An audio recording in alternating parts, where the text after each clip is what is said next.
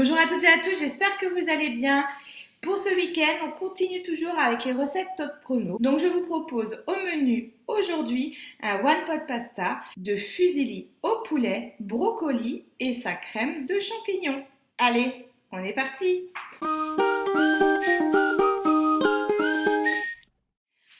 Une fois n'est pas coutume, aujourd'hui, je vais utiliser la haute température de mon TM6. Alors peut-être que ces fonctions, pour ceux qui ont le TM6, vous n'utilisez pas beaucoup. Pensez-y parce que c'est quand même génial puisque le nouveau Thermomix TM6 monte jusqu'à 160 degrés. Donc je vais démarrer la recette en faisant dorer mon poulet à haute température dans le TM6.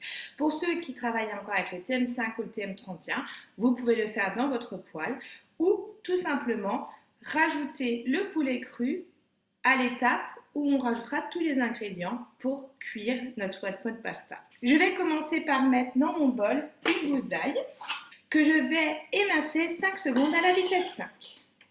Après avoir raclé les parois de mon bol, je me dirige sur Cookidoo en choisissant la recette guidée dorée 250 g de poulet émincé en lanière. Alors la haute température, vous l'aurez compris, comme on monte très haut en température, on ne peut pas la réaliser en mode manuel pour la simple et bonne raison que c'est une sécurité. Donc vous aurez toujours des recettes guidées pour rissoler vos légumes, dorer vos viandes, réaliser le caramel, la nougatine, comme on monte en température, par mesure de sécurité, et le Thermomix prend le contrôle entre guillemets de votre recette. Prendre le contrôle, c'est bien fort, on reste toujours le chef et le Thermomix reste votre commis. Je démarre ma recette et je vais mettre dans mon bol 20 g d'huile d'olive.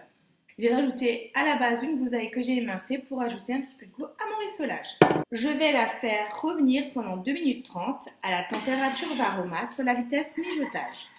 À la place de l'ail, vous pouvez rajouter également de l'oignon, à peu près 20 g d'oignon. L'objectif, c'est apporter du goût à votre viande que l'on va rajouter juste après. Une fois que mon ail s'est un peu coloré, je vais rajouter mon poulet, entre 250 et 300 g de poulet que j'ai coupé en lanières et que j'ai un petit peu salé et poivré. Et là, j'ai rajouté pour donner un petit peu de couleur du curcuma. Libre à vous pour l'assaisonner comme vous le souhaitez. L'avantage ici, c'est que vous allez pouvoir dorer votre poulet, on va le réserver au chaud et on aura tous les sucres de notre viande pour pouvoir finaliser notre one pot pasta. Et 3 minutes avant la fin de la cuisson, je rajouterai mon poulet pour avoir vraiment le plat complet. Je positionne mon couvercle. Nouveauté, notre couvercle haute température. Quand on va monter en température avec notre TM6, le Thermomix, dans la recette, vous demande de poser votre couvercle haute température. L'objectif ici, c'est d'éviter les éclaboussures et d'avoir une sortie de chaleur grâce au trou perforé du couvercle lors de la cuisson.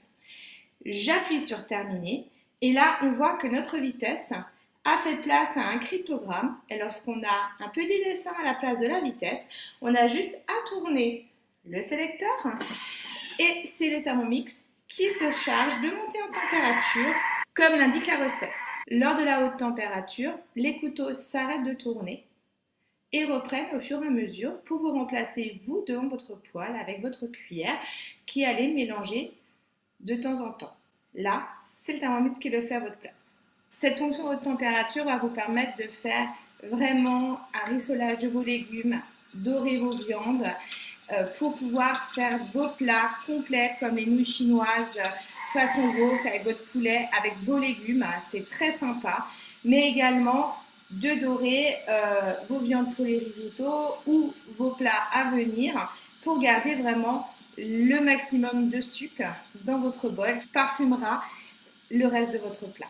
Côté sucré, les caramels, les nougatines sont sensationnels.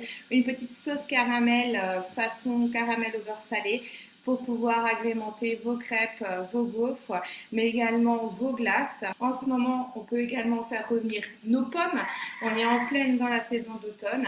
Vous faites caraméliser avec un petit peu de sucre, un petit peu de beurre, vos pommes dans le bol. Ça pourra vous permettre de faire une tarte rapide avec des pommes fondantes. Voilà, une petite idée, mais il y en a plein d'autres. Si vous souhaitez découvrir la haute température, je viendrai le faire avec plaisir en atelier. N'hésitez pas à revenir vers moi pour en savoir plus. 7 minutes plus tard, mon poulet est rissolé. Je vais le transvaser dans un récipient pour le réserver au chaud.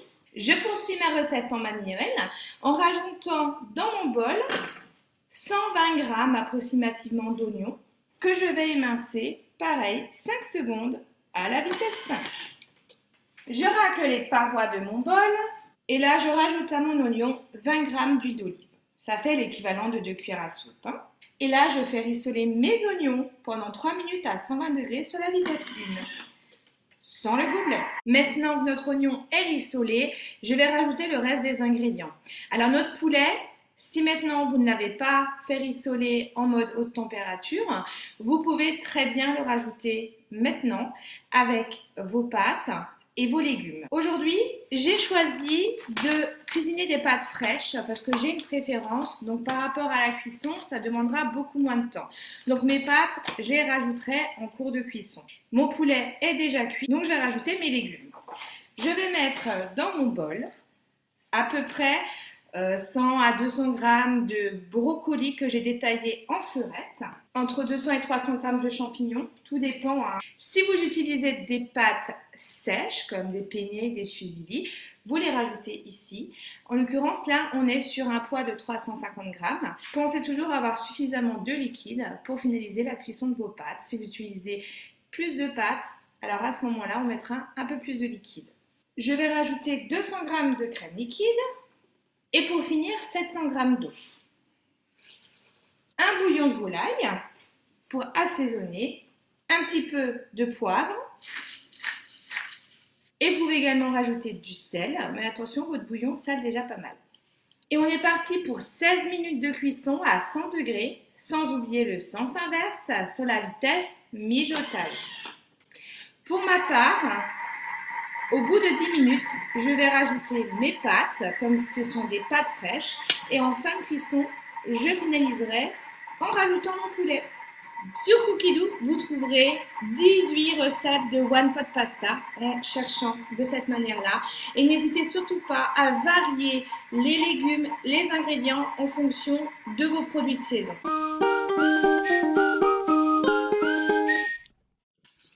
Donc ma cuisson est terminée. J'ai mon One Pot Pasta qui est prêt. J'ai même déjà commencé à servir. Alors c'est très sympa, on a nos légumes, on a nos féculents, nos protéines et on a un plat complet en moins de 30 minutes. Le mois Top Chrono continue jusqu'à la fin septembre. Vous avez des idées recettes, n'hésitez pas à partager. Maintenant, je compte sur vous pour tester la recette et de me dire ce que vous en pensez. N'hésitez pas à publier vos photos en commentaire. Et pour ma part, il ne me reste plus qu'à vous souhaiter un bon week-end. Et je vous dis à très vite. Au revoir.